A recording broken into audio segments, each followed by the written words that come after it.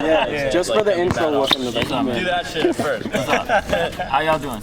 It's Tre Michaels.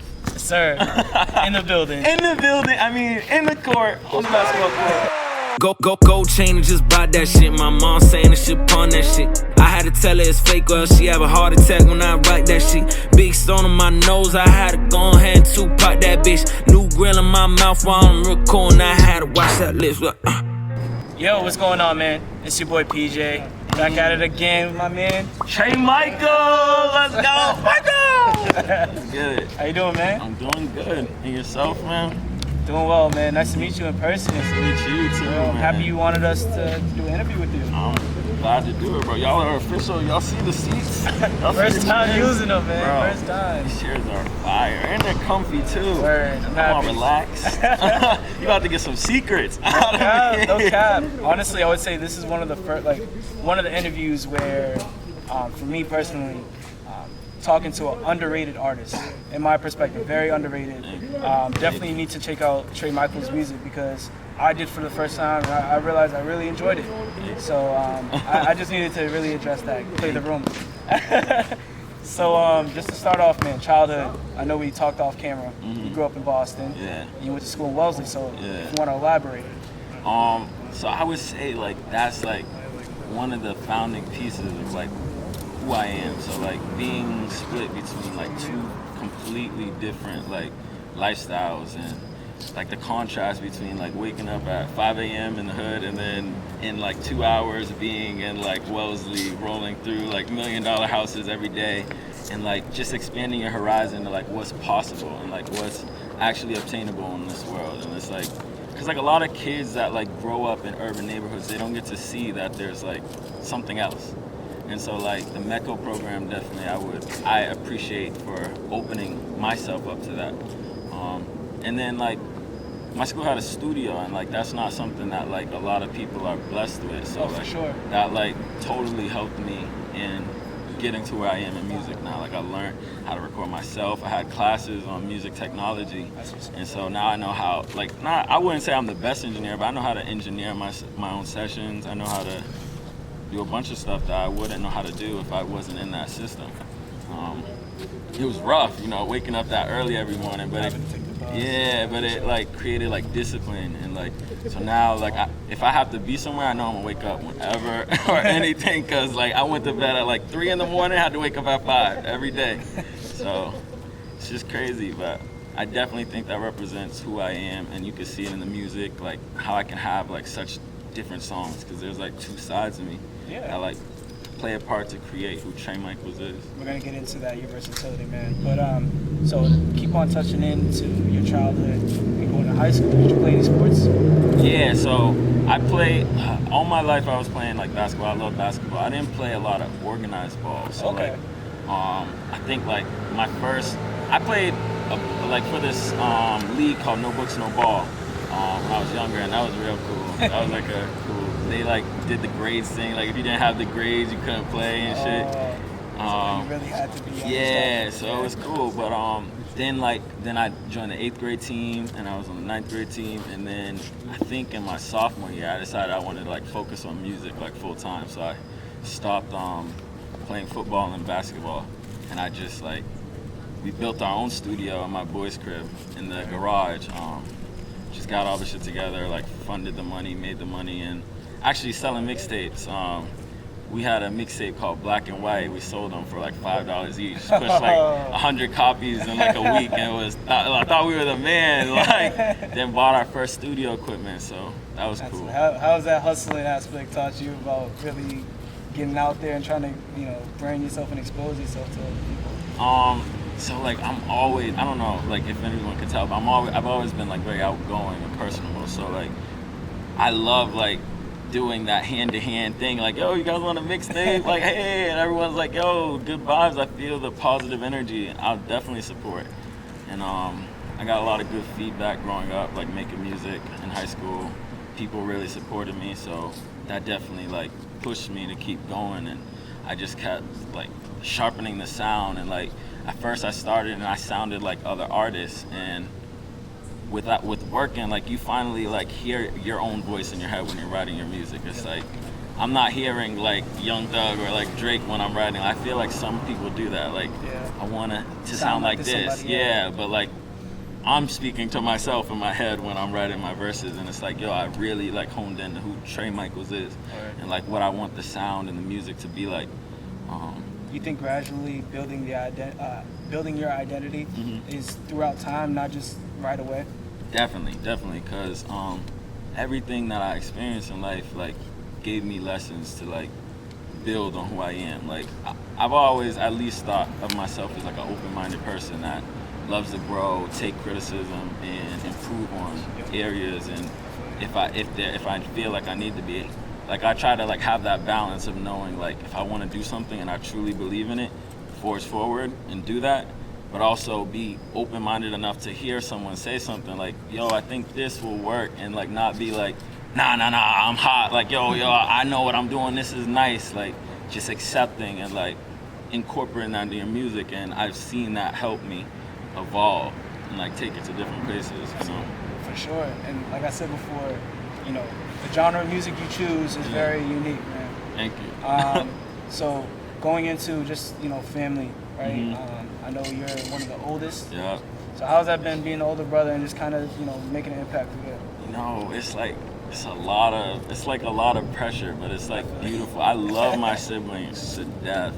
Almost like too much. I would say like I'm like overprotective. Like I always think like, yo, if I'm a dad, my kids are gonna hate me. I'm so protective. Like I always like try to shield my siblings from anything, like, and like maintain their innocence and stuff.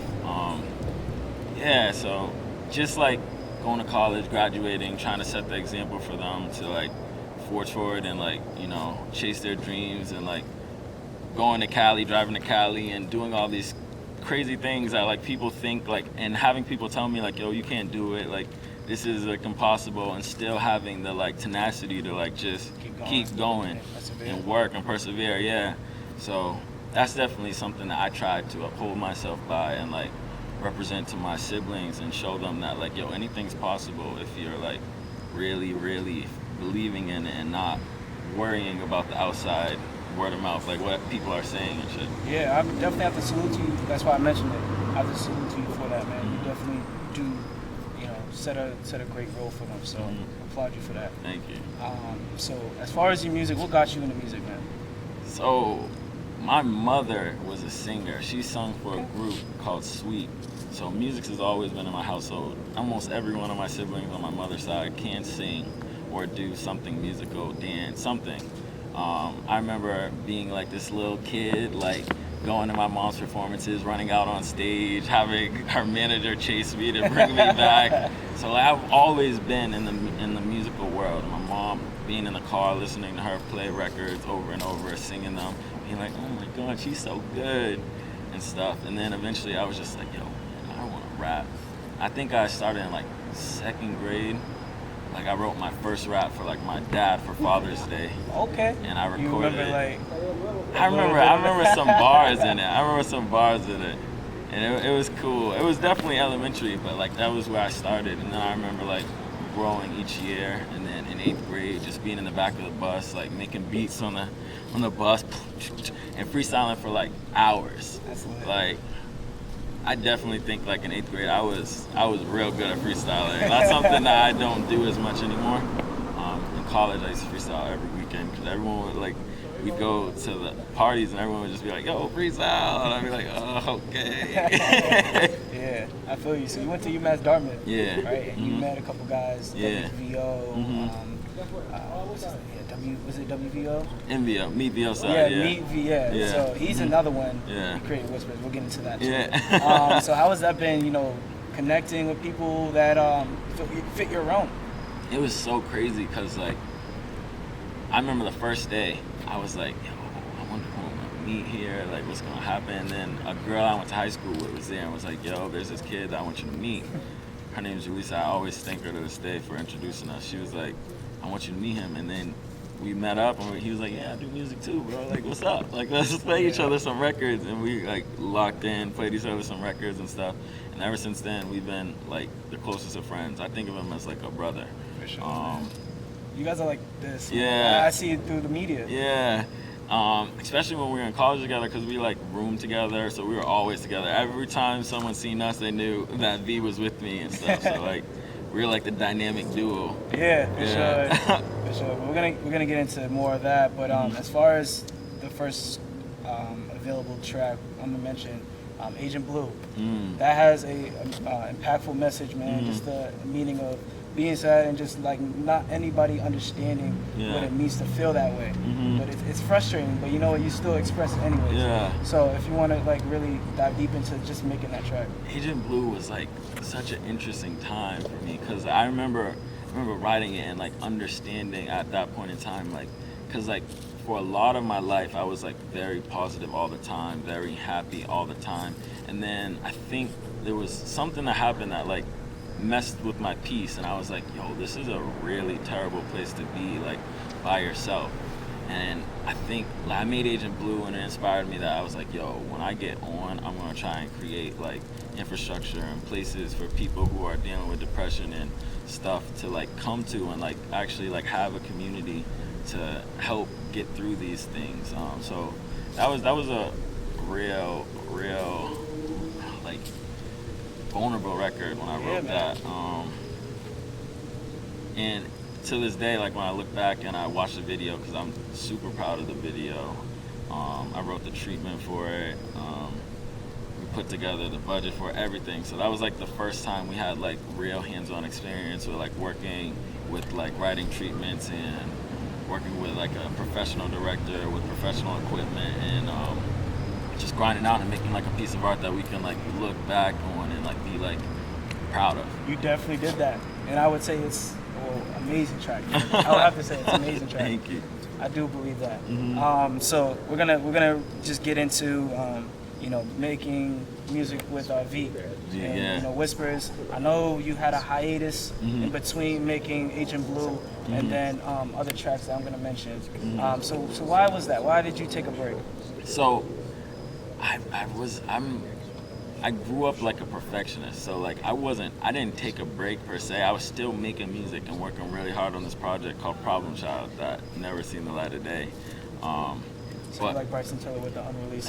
Yeah, I was. Now I'm more I seen it on Twitter. I'm more into the idea of like just putting stuff out, being able to like just living your truth in the moment, loving what you create, putting stuff out, allowing people to feel it, interact with it, criticize it, taking that and evolving, and not just like hoarding it to yourself, like having like I have so many records in the stash, and now we're just gonna just start putting them all out. Yes. Like this is the beginning of like a Good to stream hear. of records that come Good out. to hear. Definitely focusing on increasing the pen game, making sure every line is sharp, but knowing when something is ready and not holding yourself back. Because I think a lot of artists hold themselves back because of their own. It's like being an artist and creating a record is so vulnerable, and like you let someone into who you are, and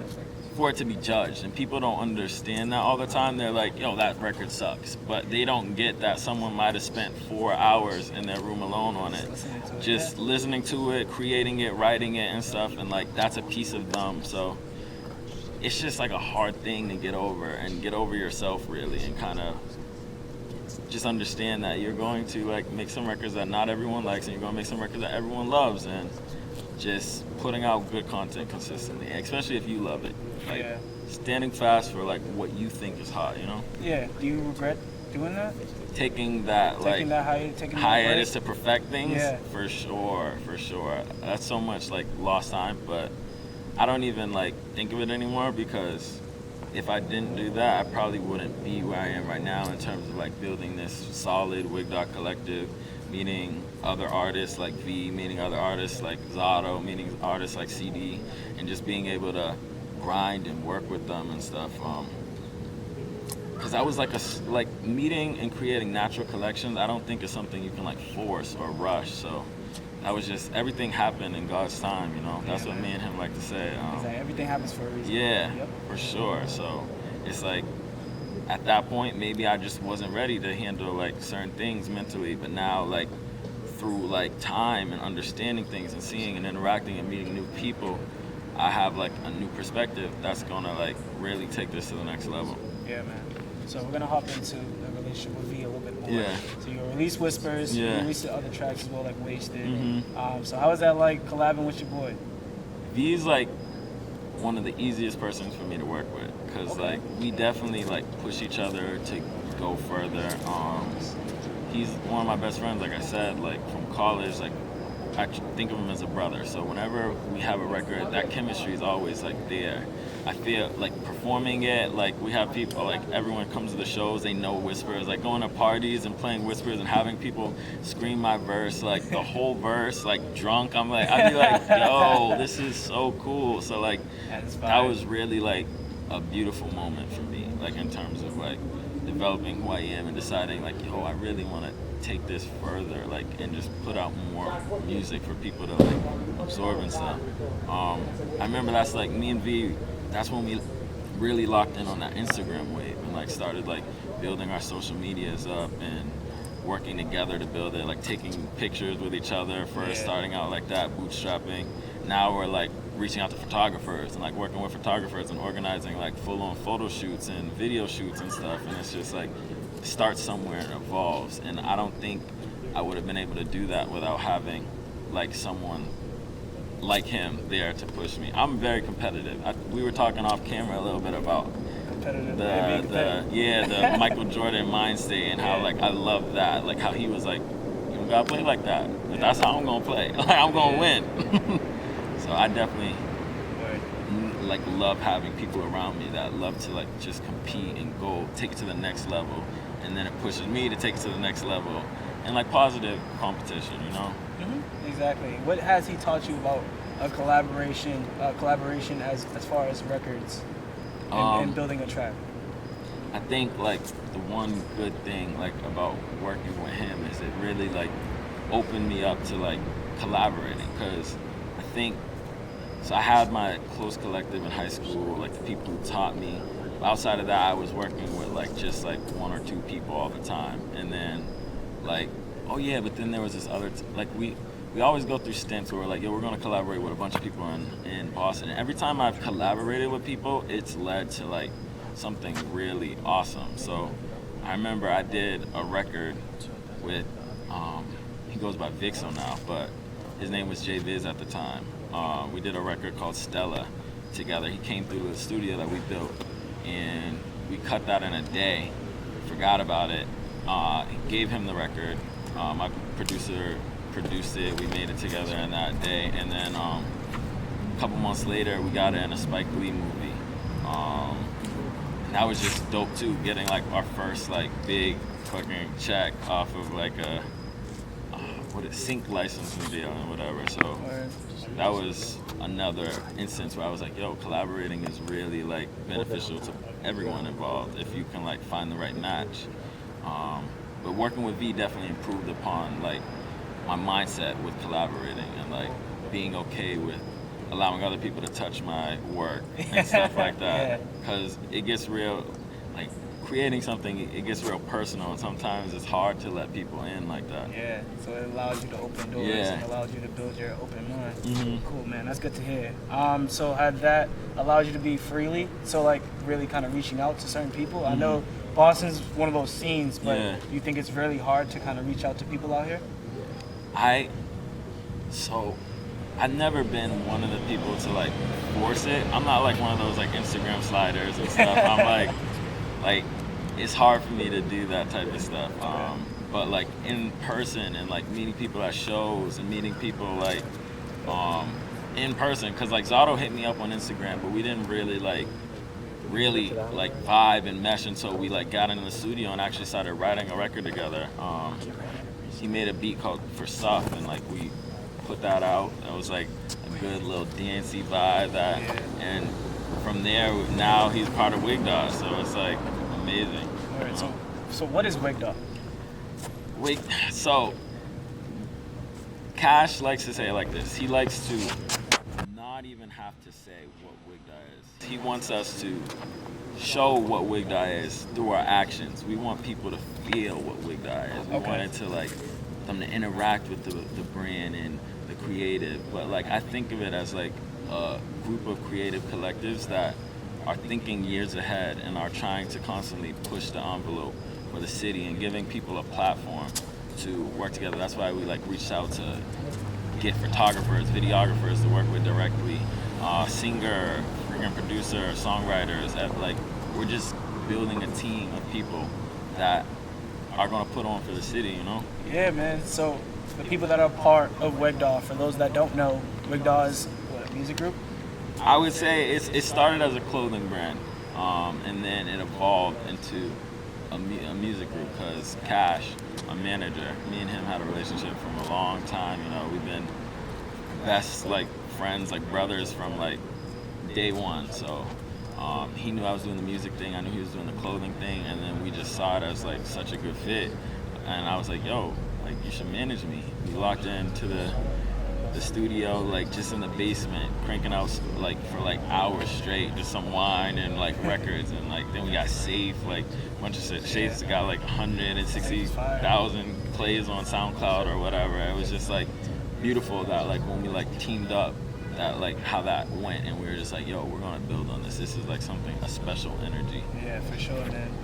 So for those who don't know, who is in Wigdaw, CD Rose, and you mentioned Zato, two talented artists as well. How is working with those individuals showing you about different types of music and different types of genre of music? It's so interesting. I was just talking about that with Zato, because like being able to work with CD and sitting in on sessions with CD and hearing her write records and like stuff, like we were just recording the other day and she was writing this song, it's a fire song. I can't wait for y'all to hear it, but like it just inspires melodies when you're working with other creatives like around you. Like it's so much easier to just evolve and like sharpen your pen game, and like I see Zato make a dope record. I'm like, man, I gotta get in the booth and make a dope record you guys, too. I forgot the track that you guys made that's out on Apple Music. Yeah. But that song is fire. I can't recall the name in the moment. Body Worn? Body Worn, Yeah, fire. And yeah. then obviously CD, Jordan. Yeah. That was an amazing track, but go ahead. Body Worn is crazy because Zato made that record, and Cash was like, yo, bro, this record is so good. And he played it for me, and I'm like, yo, I need to be on this. But like he was, I don't know if Zato's gonna let you on it because he loves it. And I was like, just give me the instrumental. And then he gave me the instrumental. I like wrote a verse to it. We went to this party, like Danny Diamonds threw like a show. And Okay, like who's Danny Diamonds, if people don't know? Danny Diamonds, he's this artist, he's super talented. Zato worked with him on From Boston with Love, this album he put out. He's dope. So we went to this show that Danny Diamonds and like Chase Murphy and them were putting on. And I was like, yo, Zato, we got a record we gotta show you, man. And we pulled him outside to the car and we played, and he was like, yep. That's it, you're on it, bro. And I was like, yes. I was so happy to be a part of that record. Would you say he's very precise when it comes to having people on your record, just like how you were prior? I would definitely say Zato, like, I think a lot of us in Wigdaw are like super, like, yeah, we're super like we want as good a product as possible. Yeah. We're the hardest critics on ourselves, so I think, but being together, we're able to like push past that more, because we're like, it's easy to look at someone and be like, yo, bro, you're sleeping on a dope record, and you're like, nah, I need to tweak on it more. You're like, no, put it out now. And then like it happens because you have those people around you to keep you in check, you know? Yeah, so how has it been working with Rose? CD is just phenomenal. Like her voice is so pure, like whether it's talking or singing, it's just like relaxing. She'd be like, yeah, CD, Rose. And I'd be like, oh. You want to fall asleep? Like, yo, it's so relaxing. Like she should literally get into like, what's that thing that people do like when they're mic'd up real close on like YouTube it's like the and whisper. stuff? Yeah, I know you're talking about. They whisper. She could do that and like be like a hypnotist type shit. Like she's lit, like amazing, like talented. Like her pen game is phenomenal. Like as a woman, like being able to create these like this imagery and stuff with her words, it's just fire. And like a lot of the new stuff that isn't even out yet is even crazier. She had this other record that, man, I wanted it so bad. Like it was so hard. But yeah, Jordan was a good record. Jordan's, I really enjoyed Jordan. Yeah, I love Jordan. It was so fun to like make. Yeah, and then I was like, oh. yeah, I remember when she came in and sung that hook. I was like, I need to be on this. Like, Yeah, man. it was a great time. And then like shooting the cover that was inspired by Love and Basketball and stuff was dope. Like, I didn't know that. well, not the cover. Like we shot like some just some promo photos to go with All it. your Jordans? Yeah, nah, those are actually catches on the Okay. cover. Those are catches. I had all the ones that were on there. Like I used to be like a real heavy sneakerhead in high school, so I gotta What's like go-to retro? Like which one you have to pick? Go-to. like my Jordan retro that I love. Hopefully we're on the same page with this one. I don't have a favorite right now, cause like I go through like seasons. Like Okay. like one like I'll just wear the same shoe every day for like a couple 3 months, or like every other day, you know, and then like I'll be like, oh, I like this one. But one shoe that stays the same in my mind, at least silhouette, is the 4. The 4 silhouette is fire. I used to love the 3 silhouette a lot, like the True Blues were my. I know you got those. Yeah. I seen those. On the feed. Yeah, I love the True Blues. They're just so clean and like, yeah, there's so many. There's so many. I know I put you on the spot. But Yeah, I haven't even like, man, like, what am I gonna think? Like, what shoe do I like the best? What's yours? Mine's, I would have to say, I agree on the 4. Mm-hmm. The colorway itself, man, Lightning 4, man. Lightning Rare 4. shoe, you can't get them, but hey, I love the shoe. Yeah, that's a dynamic shoe. I think Cash had them. No, was it might have been the Thunder Force. It might have been the Thunder. Might have been. Because it's a black and white, black and yellow silhouette. Yeah, well, I'll ask him after. Okay, if he has the Lightning, oh man. I don't know if he did, but yeah. He has so many shoes. He has more than me, actually. Like, I didn't think it was possible. Man, yeah. Yeah, speaking on Cash, man, so how did you guys come about meeting each other? We're actually cousins. So, Okay. Yeah, so Cash is my Okay. cousin. So, like, we grew up together. Like, All right. yeah, birthday parties. Like, we're from Barbados, going to Barbados together. Like, everything. Like, we've just been together from forever. Like, our family's always like, you and Cash hang out a lot, right? And then I'm like, yeah. Yeah, we do that. Like, that's beautiful. We love that. We have another cousin named Wes. Like, whenever we're all 3 together, we're like, this is just amazing. Like, we go into like a club and just like have the best time ever, and everyone around us, like, our energy is just infectious when we're together. Like, cause I love feeding off of the people around me. Like, Cash has such powerful energy, Wes has such powerful energy, and it's just so empowering to have cousins that are that close to you, that you enjoy going out with and hanging out with. It's just beautiful. That's what's up, man. Mm-hmm. As Cash as a manager, Yeah. how special is he that people are just sleeping on him? One thing that another reason I was talking about how like that perfectionism and like working and like taking a hiatus of like just perfecting your songs or whatever. Like, Cash is one person who gets things done. So like that was like really important for us to come together, and like I provided the talent, and like I'm always going to give him, like I'm always going to borrow for him. I'm always going to like make sure I'm like putting my all into the pen, and he's just going to make sure that I'm actually letting people hear those records. So he came in and helped with that, and like the fact that we had such a close bond in the first place just enhanced that relationship, because it's like I can spend 7 to 8 hours with him in the studio and we'd be okay and be cool with each other and not like tired of it. That's lit. That just goes to show you just the bond that you guys have. It's obviously you guys are cousins, but it's more than that. Yeah. Every time we went out, we used to tell girls or anybody, like guys, like, yo, we're twins. Like, yo, like, and everyone would be like, yo, yeah. We'd be like, how do they believe in us? All right, just let them believe. Yeah. I feel you. So as the Boston music scene, like I said prior, you're an underrated artist, and it's unfortunate because your music is very, very unique, and you're very talented. So what is it that people refuse to support? What's your take that people refuse to support their locals? You know, I don't even know if it's a refusal to support the locals. I feel like the audience is here, like we have all the colleges here. We have like a solid foundation for people to build upon. It's just like we never really had the infrastructure to get behind the Boston music scene as a whole and like really like collectively gather everyone together, because we have like such separate movements happening around. Like we have like a lot of good shit popping in Brockton. We have like good shit popping like all over like Massachusetts and stuff. And it's like I feel like once everybody like kind of comes together and like gets behind that agenda of just pushing the city music scene as a whole, like we'll all have a platform to like be recognized on like a bigger scale. So I don't think people are like, I don't want to listen to local Boston rappers. I think they just aren't hearing good local Boston rappers yet, because like a lot of them either don't put out enough of their music yet, or they just don't have the platform yet. So that's why Wigdog is like really trying to like build up a platform to help artists like really get their visions out and like to a bigger scale. And day by day we just get different parts of the team, like meet new people that help us evolve and like be able to provide people with that.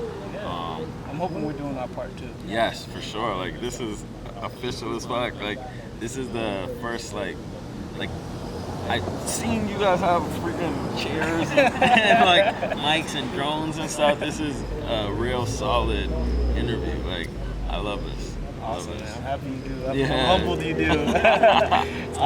So what was I gonna say?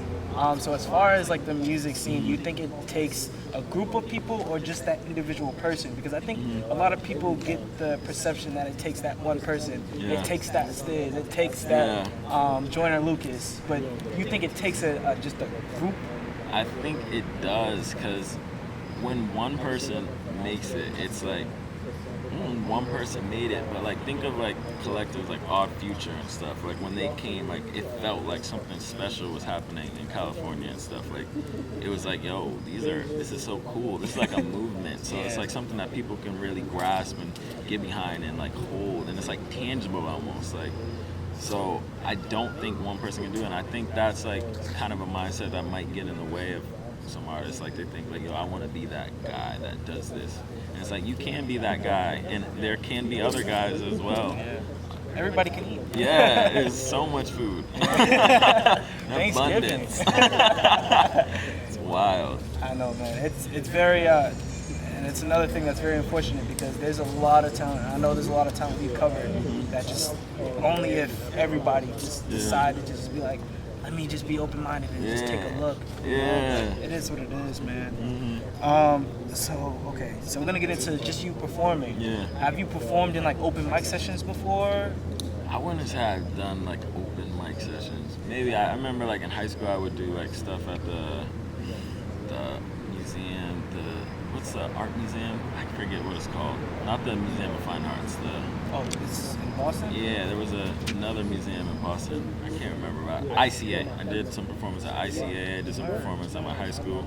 I did some performance at like Scullers Jazz Club, like, which is like a real like when I did it, like I didn't realize how like historical and like, because it's not like a hip hop venue, so it was like it was like super cool. Like we did like a memorial performance for like 9/11 for like one time, and it was just great to like be able to perform in different venues and crowds. Performed at the Middle East. I've been doing a lot of performances. I think that performances is one of like my strengths, because I'm just so like outgoing, and I love to like interact with the crowd, and like I have the energy, or at least I think so. So like, I try to give that to the audience. And you do through your music, so I'm assuming you do through your performances. Yeah, and that's my goal with every like performance, to like touch the crowd and like make sure they feel like good and positive and like have fun. So I'm so excited for like COVID to settle down, and for like for performances and shows to like keep going, because I think like there's a solid like show scene in Boston. Like there's so many people just putting on their own shows, understanding like it doesn't take like a big manager guy to be like, yo, we're gonna like create a show in Boston. It's like, yo, I'm gonna just go make my own show. Like I have friends that are just like, we're gonna throw our own show. Let's go find a venue and like just rent it out and like get a couple of artists to like perform, and then they just make a bag off of that. And it's like so enterprising and entrepreneurial. Like there's so many people who have that in them, and it's beautiful, which is why I'm sad that COVID took that away from people. because I feel like it was just starting to shine. I hear you, man. I do, man. It does suck. But I think, like we talked off camera, COVID did open doors for other opportunities. And I know it did for us, like just for us to build the platform and just now doing this. So, but so as far as just performing, you performed at live from Life's Basement, and then you also performed at a showcase at Sonya, which is a pretty noble venue. So speak on Sonya. Like, was there any nerves going into the performance?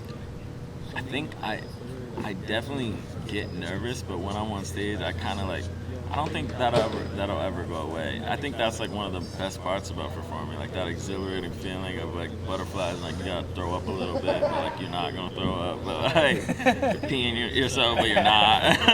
Then you get on stage and you're just jumping around and having fun, and you like don't even think about it. And then it's over, and then you're like, what just happened? Yeah, you're like, where did the show go? Like let's do it again. Like, you guys want to hear no more? Encore? Like, yeah, so like, I can't wait to start performing again.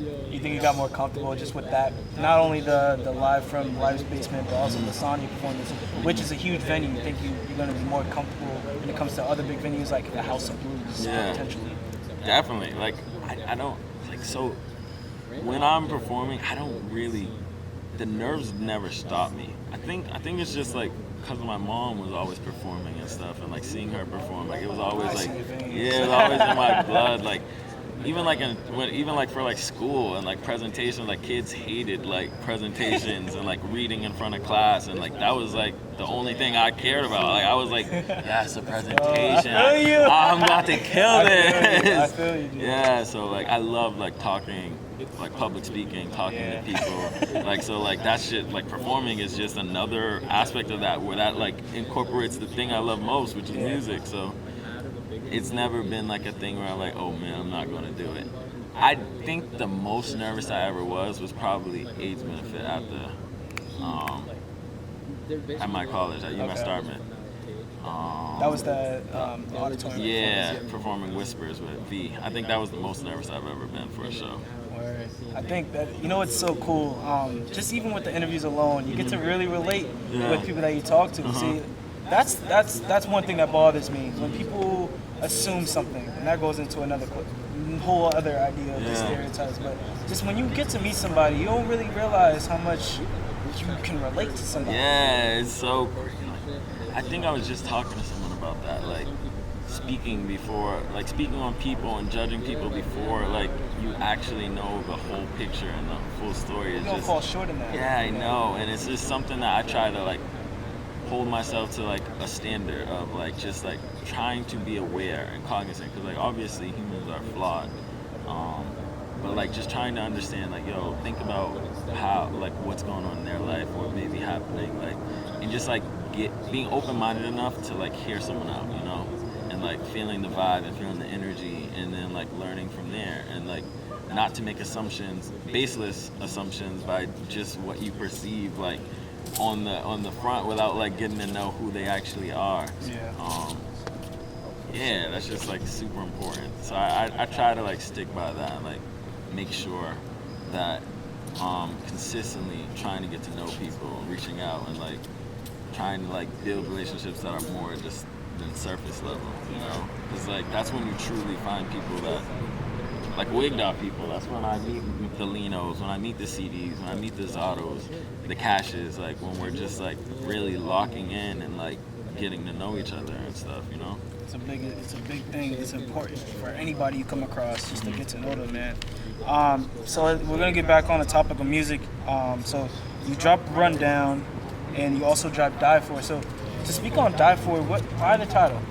So Die For was actually like, Die For was a record we wrote like a little while ago. Actually, it's like so like I have so many records in the stash that we're gonna put out now finally. Sure. But Die For was just like something fun that just came about like during a time period where like me and my boys were just like going out and like living and like having life and like realizing that we have like such a strong knit like bond between each other. It's like more so brotherhood. Yeah, it's like that's what like we really want to paint with Wig Dot. It's like, yo, we really like ride for each other. Like, so like they would die for me per se. So it's like just like the fun shit, like, yo, we're in the club, like on the tables with the bottles, and like my boy, like, what's up, Wody? Like, die for me. Oh, he said Wody.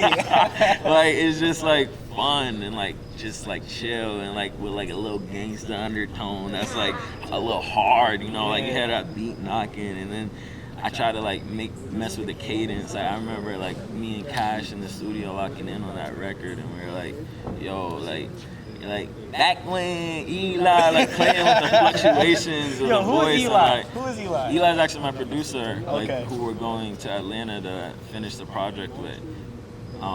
Yeah. So curious. I'm like, yo, is Eli a part of Wig Dot? Like, Yeah, what's Eli's up? definitely part of Wig Dot. He's like the person behind me. Like, he's the one engineer I trust hands down. Like, with all of my vocals, like I want him to mix it.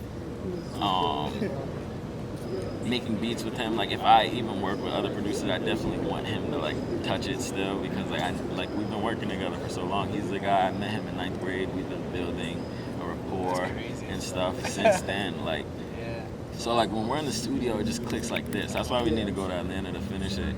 Like I last year or the year before, I took like a month. It was in Nashville.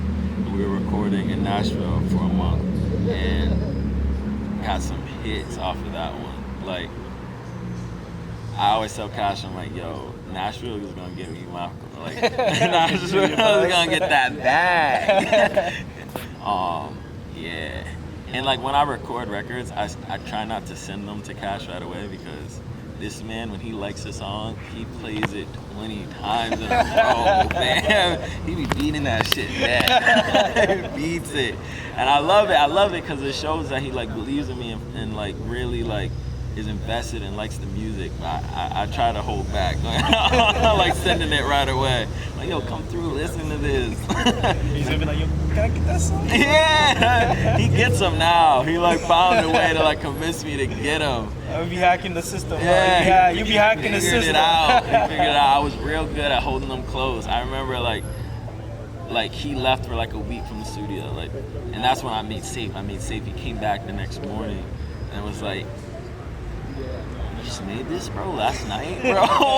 Yo, bro, let's put this out. It was crazy. It's like, and I love that energy, and we're really like tapping into that energy that we have, that consistency, that pace, that we just get off each other, we feed and like push each other, like keep going.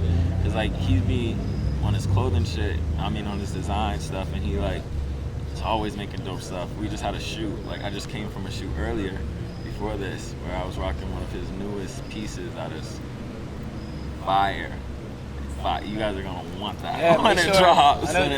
Make sure you check workdog.com, by the way. Bro. So they got a whole shop going on. Yeah. Definitely check out what they got. So yeah, he just put out some hats that were fire. Like, my head's too big and I can't fit them, and I'm sad, bro. That blue hat, man, is so dip. You can finesse it, yo. Man, you know what I'm saying? Put the jizz in the you bag. don't think I'm trying, bro? I've been trying hard.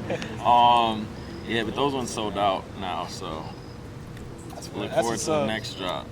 Yeah, that's good, man. Mm-hmm. So as far as just like the future projects, just the speed up the projects, I know we've been talking for forever. So you've been traveling a lot. You've been going to LA. You know, you're going to ATL. You've been in Nashville. We just talked about. So how has that been, just traveling and networking through there?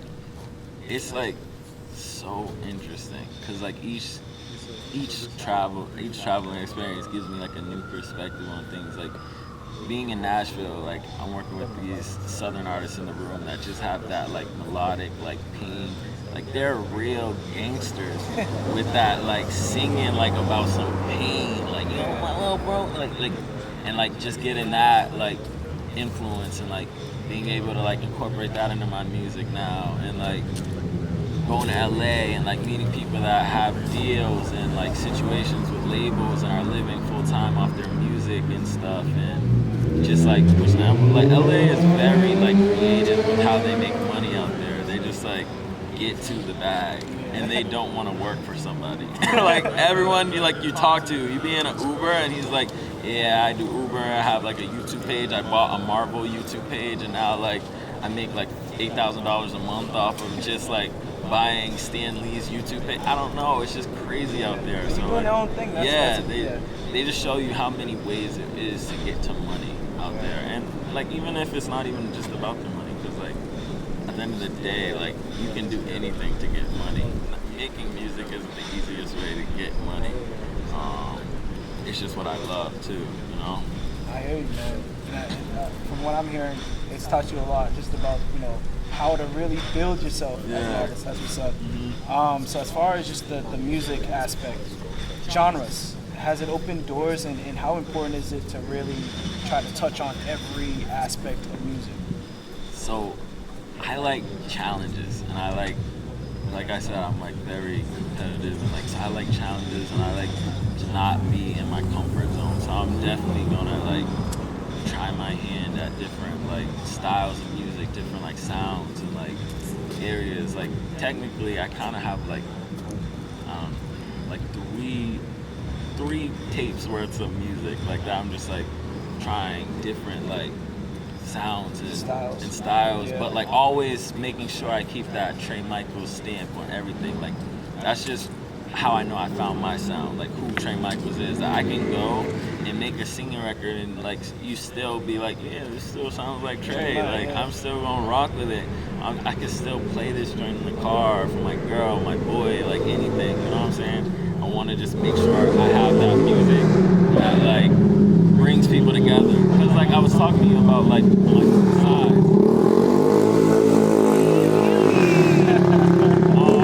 I was talking to you about like my two sides of like living in Boston and like going to school in Boston, and how that like has influenced like my mission. Whenever I'm writing music, I'm always thinking like, yo, I want my boys to fuck with this, and I want my guys in Wellesley to mess with this and like throw this at their ragers on and the party. Like I want like to bring people together with music. And that's just like what I've been trying to do with everything, and I hope that like it's resonating with people. I think it really will touch down with this project that we're about to put out. Cool. So, do you have the name of the project right now? Do you want to announce it on no, Do It or Don't? No. But I will say, like before the project, we're going to be doing a lot of cool stuff in terms of like I have like a bunch of records that I made throughout the pandemic that like I just locked in the studio by myself, found like a new groove, bounce, and like I got like 5 records coming out like each week. Okay, so one's you're doing coming like out. a nice little...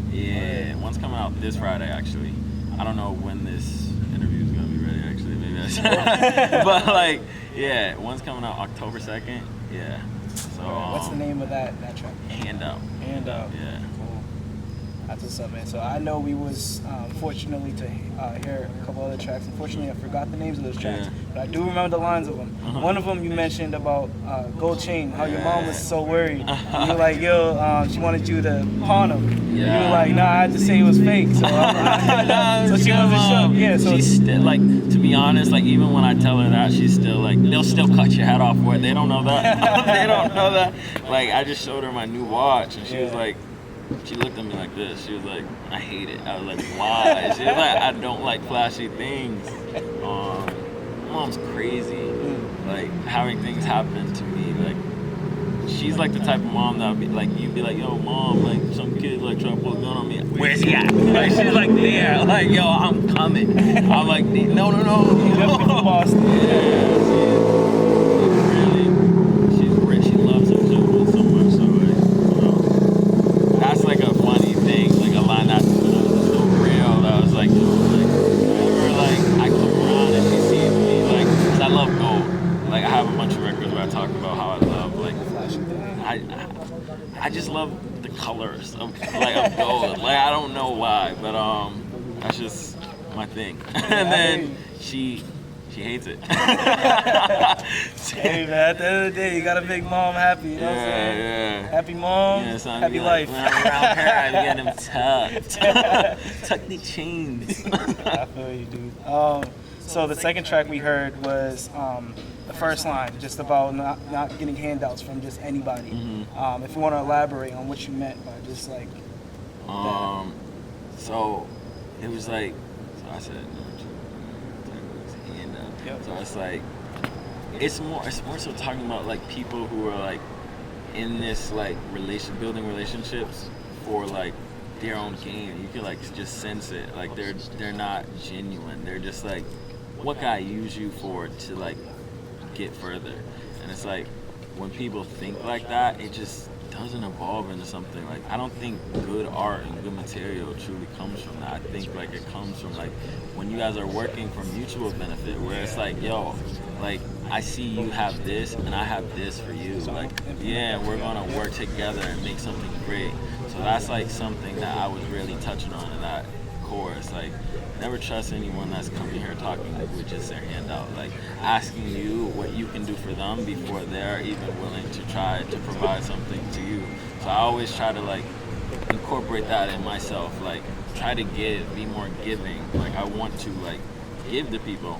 Because if I give to people, they're gonna want to give to me too. Like, and just like trying to influence the world through my actions, you know? Like we were just touching on, like trying to get to know people and not judge people and holding yourself to a certain standard where you're like not rushing to judgment and stuff and like inhibiting yourself from meeting someone that could potentially like bring you to the next level, you know what I'm saying? Because it's like everyone has something to offer. And it's just like having the patience to get to know what it is. That's important, you know? Yeah, I hear you. From this album that you're gonna drop soon, what do you want people to take from it? How can I speak on this without like saying the name of the project and stuff? I'm gonna talk more about the 5 songs I'm gonna drop in the week. No worries. So like we really tried to build a world. So like when we approached this, we were like, let's like, what are we gonna do for this cover? Like we were gonna put it out as like a normal project. And we're like, nah, that's like, let's do something different. So we were like, we decided to just lock in, shoot 5 covers in one night, and each of the cover is like a story. So like in each cover, message. Yeah. So like it's basically like how I thought of it is like the pictures are like the movie. Like, because we can't make a movie yet, but like we have those visions of like getting in cinema and stuff. The pictures are like the movie, and it's like then the song is like the soundtrack to that movie, like the vibe, like what would be playing like during those events. You know what I'm saying? So it allows people to get an image. Yeah, an image. Yeah, so it's like, cause like I work with a like really talented photographer named Carter.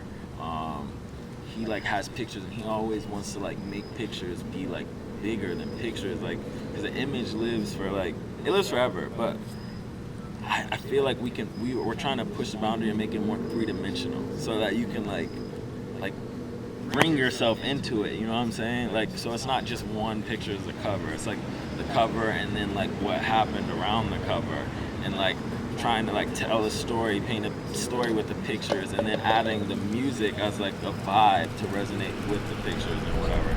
Like that's something I'm really excited for with these next releases. Word. So those 5 tracks, I'm assuming, are going to be on the album as Nope. well. No. No. Okay, so they're just going to be regular. They're just singles. Awesome. Yeah. Are the 2 tracks that we were shown going to be on that album? I believe so. Okay. Cash was trying to keep the questions and everything away from me. Like, he wanted me to be natural and like actually like not know what was coming, you know. Yeah. So, Alright. but yeah, I think he sent you guys Count It and maybe probably Handout. So Yep. yeah, Yes, so sir. yeah, those 2 are definitely in the 5. Yeah, that's what's up, man. I'm looking forward to them releasing. Yeah, me too. I'm looking forward to it. So I know Rundown, you have a music video coming out with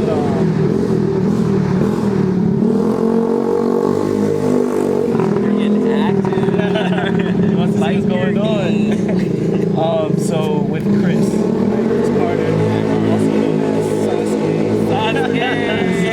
With the shining gun. Got the eye, that's what I would call him that. Captures the right moments all the time. That's what's up. So when should we be anticipating that? You know, I don't know. It should be coming out really soon. Should be coming out soon. I don't think we put a date on it because we're working with like getting it colored and like making sure it's like super like good for people, you know. Yeah. But like recently, I've just been focusing on getting together the world for the next 5 releases. So is that video done? No. We're probably gonna still put it out. Like, you know, I had like fans ask me for it, and I like to try to make sure I like give the fans what they want. You know what I mean? So I think we're gonna definitely get it out. We just haven't settled in on a date yet. Awesome. So for people that are sleeping on your music, simply this: what do you want people to take from your music overall? I mean, going from Agent Blue to now, from Rundown. What do you want people to take from your music? I think it just comes down to like that bringing people together that I was touching on. It's like I want to make sounds that like one group's gonna vibe with, another group's gonna vibe with, and it's gonna bring people who wouldn't normally interact with together, you know, and creating like a sense of unity and community with like people who wouldn't ever like be caught in the same room together because they have an interest in this one artist. So like that's always what I'm thinking about when I'm making that music. When I'm making a record, like yo, who's this gonna resonate with? Who's this gonna resonate with? How can they come together later? Like, yeah. So that's really what I want them to feel, like the brotherhood, the like I can do this with everyone around me. Like I'm gonna meet people that I don't know. Get out your comfort zone. Keep grinding, keep pursuing like what you have your vision set out on, even no matter what anyone tells you. It deals with like a lot of the records I write with deal with loyalty, deal with heartbreak in some capacity, deal with like love, like that feeling that you're like the man. Like everyone has that I'm the man moment. Like whether it's like you and your friends just like getting together and going to the club and like finally like balling out on some like just like having a good time, you know. So like I like to create those moods, like everything that I feel like I kind of like, you know how people say like rappers aren't writing what they live and stuff. Like I truly take inspiration from moments. Like when I listen to a song, if I can't visualize those moments that we had, then I didn't do my job. I want to like paint that picture like it's a movie, you know, like side by side. Like, I know like whenever I play the records and Cash and Lino, they hear their names, they're like, yo, oh my God, he sent me. Like, yo, I remember that. Like we were together. We really would like fight if they mess with Goyard. Like we really did stand on the tables. Like, yo. Wasn't his birthday recently, Goyard? Yes. Goyard's birthday was recently. He's a very close friend. He's an actor in LA, and that's like the cinematography side that we want to like get into. But yeah, I love Goyard. And no, we ain't talking about the actual Goyard. We're talking about a friend of his. Yeah. That's his nickname, Goyard. So just overall, man, to the loyal fans, to the additional fans that you just added in me, as well as Do Over Don't, what message do you want to convey? Just get after it, man. Get after it and believe in yourself. Have that unshakering belief in yourself, because no one else is gonna believe in you first. You gotta believe it. You gotta be so crazy in the belief in yourself that you're like, yo, so that you make people think like, yo, why does he believe in himself so much? Like, I have to buy into this too. This is so infectious. So like, take that step. Take that step. If you have like a dream, a vision, a goal, and like everyone's telling you can't do it, like just try. Like you're gonna mess up, and that's gonna be okay. You're gonna live through that, and you're gonna get better and stronger. That's one thing. And then always that message of like bringing people together in unity, because like in a time like the time period that we're living in right now, where there's like such crazy senseless violence, fighting between groups and stuff, and like not enough understanding between different backgrounds, people not willing to put in the research and effort of learning those backgrounds. It's just like, I think music has like a powerful part in that, because it's like, if I have one group of people who don't know this group of people and they all like the same artist and come together, there's a chance where they can like learn something about that group that they weren't going to meet in the first place without like the music there. So that's what I want to use my music to do. That's awesome, man. I love it. And I think the most important thing is your image, man. You said you like, the gold, and you do wear it. You mentioned in your song, I got a big stud, just like Tupac. Yeah, bro. So like that alone, and just like I said, getting to know you, the person. I think for a lot of your fans, they're gonna really get a deeper dive and understanding. Like it's bigger than just my appearance. Like you really have to understand me in order for really to respect and appreciate me. Yeah. And don't judge me just based off how I look. Yeah. I think that's really important. So we're gonna play a game. All right, Ready? let's go. Pink or purple? Pink or purple? Pink or purple, all right? What we're gonna do is 60 seconds. You gotta answer all these 11 questions. Yeah, man. But it's black or white. Okay. All right. Okay, So okay, it's just okay. either one, da or da. Okay. And then you pick da. Okay. I'm gonna try my best. All right, here we My go. best. 3, 2. All 1. right. First question I got off the dome: LeBron or MJ? LeBron. No. Miami. Hate me for that. Miami or Lakers? Lakers. Nike or Jordan? Jordan. New Balance or Adidas? Adidas. Back to the Future 1 or 2? 1. Flintstones or Jetsons? Flintstones. Belichick or Brady? Brady. Kanye or Jay-Z?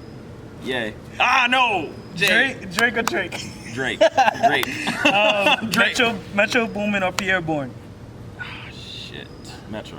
Oh, Pierre! Okay. I know. Pierre's definitely been influencing sound. Okay. Yankees or Red Sox? Red Sox. All right, cool.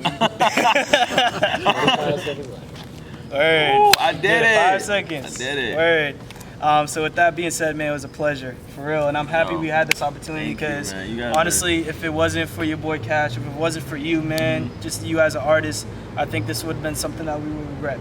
And I'm happy we got it done, man. Too, So man. make sure you check out Tre Michaels' music. Your boy. What's up? All right, make sure you check it out. Spotify, Apple Music, SoundCloud to listen to his old stuff because his old stuff is really good. Y'all been sleeping. It's okay. It's unfortunate, but y'all can come back from this. Wake up. Yeah, wake up. So with that being said, man, make sure you follow us on Instagram, follow us on Twitter, subscribe to our channel. Turn on post notifications if you haven't already. We got vlogs, we got all the above, so make sure you do it. All right. All love, man. I appreciate it. Michaels, follow me on the gram, follow me on Twitter. Also, Wake Dog. Don't forget about Wake Dog. Follow Wake Dog, WEGDAW. Feel me? Yeah. Weezy on it.